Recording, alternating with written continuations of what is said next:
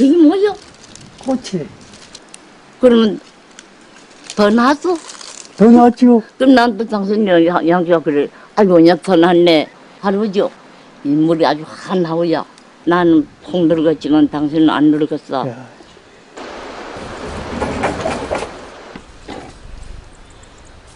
아이고, 아이고, 많이 아이고, 했다.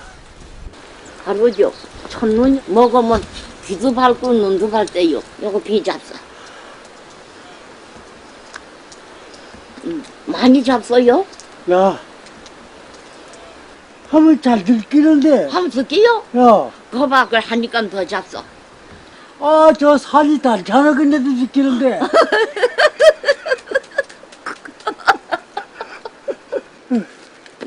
그게 뭐라 왜 그러지? 참나, 왜 눈난치 그러나?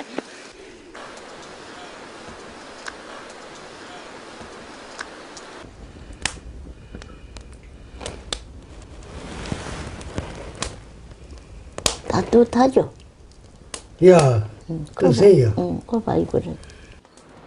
그래, 14살에 우리 할아버지 만나가, 이거 아무것도 몰랐어. 신랑인 줄 모르고 아재라고 했는데, 너무 좋아요.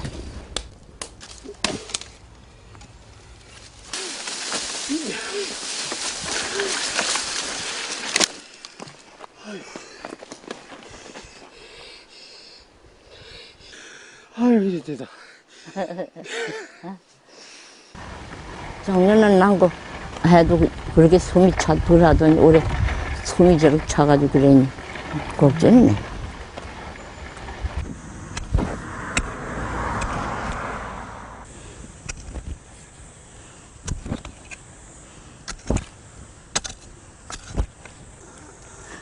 그거 끌라.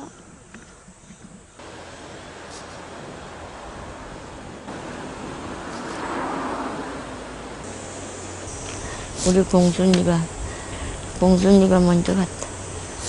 먼저 가고, 할아버지 내좀 또 가겠지. 나는 또 뒤 따라가고.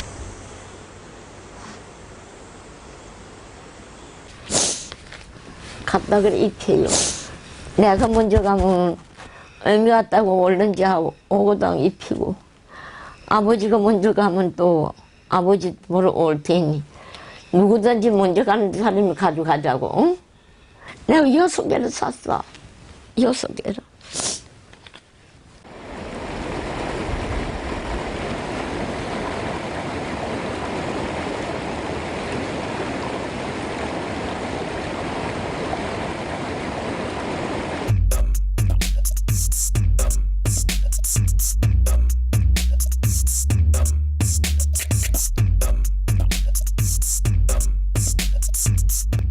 Le festival Millennium montre des films qu'on n'a pas l'habitude de voir ailleurs.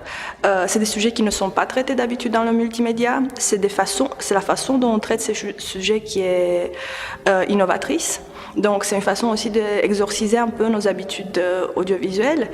Et c'est des films qui nous ouvrent au monde. On vit un peu dans une bulle, ici en Europe ou disons dans l'Occident, et on ignore un peu tout ce qui se passe autour de nous. Et ces films nous donnent accès, c'est des films qui sont toujours accompagnés par des débats, par des intervenants, et le but c'est toujours de générer la réflexion, de partir avec quelque chose de plus. J'étais dans le jury, membre du jury du public 2 années d'affilée. Et c'est toujours une expérience très intéressante et très enrichissante. Les membres du jury du public ont tous les âges, on vient de toutes les professions, de toutes les origines, ce qui fait que chaque fois le retour sur les films est très intéressant. parce qu'il sort un peu des discours acquis qu'on a d'habitude d'entendre tout le temps dans le domaine de l'audiovisuel et du documentaire. Le film de ce soir, My Love Don't Cross That River, a été un des films qui a suscité le plus de réactions au niveau du public, du jury du public, parce que ça touche à beaucoup de thématiques qui sont sensibles aujourd'hui dans notre société, surtout la thématique de la solitude, parce que c'est un couple qui perdure à travers le temps, à travers les problèmes. Et ça nous a tous confrontés à nos peurs, à nos attentes. Et par la suite, c'est clair que c'est un film qui nous a beaucoup impressionnés par la beauté des plans, la mise en scène qui est exceptionnelle, et aussi il arrive tellement à s'intégrer dans la famille que la famille lui ouvre les portes aux scènes les plus intimes.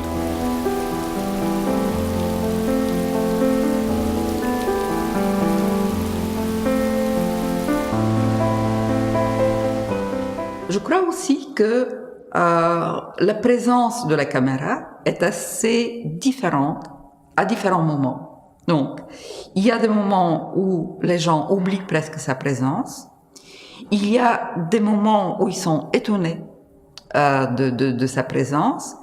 Et puis, il y a des moments où il se passe des choses auxquelles ils ne s'attendent pas. En fait, les gens qui se prêtent au jeu, finalement, ils commencent à se regarder eux-mêmes comme des comédiens, et donc ça les sort en fait de l'eau de la chose et de la vie banale, et leur vie commence à avoir une autre importance.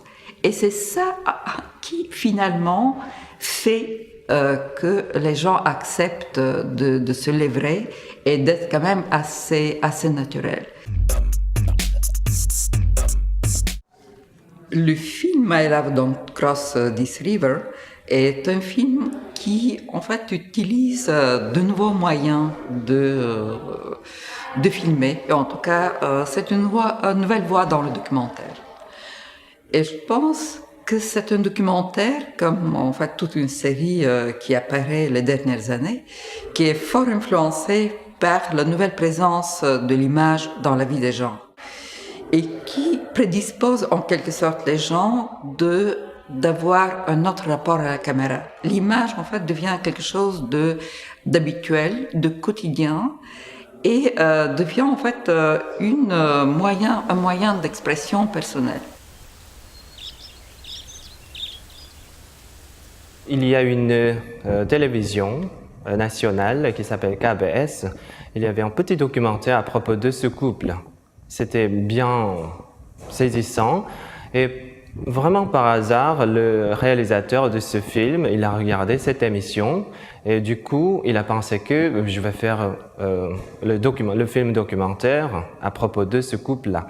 Alors, il a parlé avec eux, et le couple, oui, voilà, le mari et l'épouse, ils étaient d'accord. Donc, pendant 15 mois, le réalisateur a suivi leur vie de l'amour. Dans le film, vous pourrez découvrir le concept de la Corée, c'est-à-dire que déjà la montagne couverte de la neige, qui est tout naturel en tant que tel, et aussi le couple âgé, il porte tout le temps le costume traditionnel. Alors c'est vraiment magnifique à voir.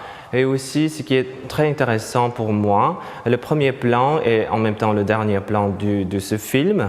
Alors, l'épouse, elle pleure en deuil, toute seule, à la montagne, à côté d'une rivière.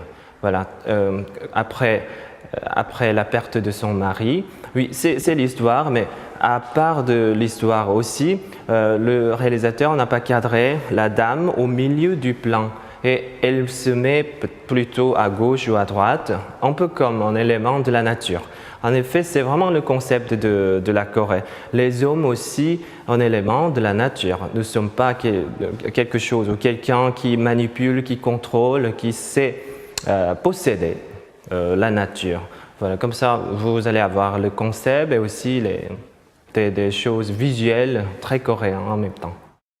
Cette histoire d'amour de ce couple-là, c'est une histoire vraie. C'est pas une fiction qui est faite à la base d'une histoire réelle.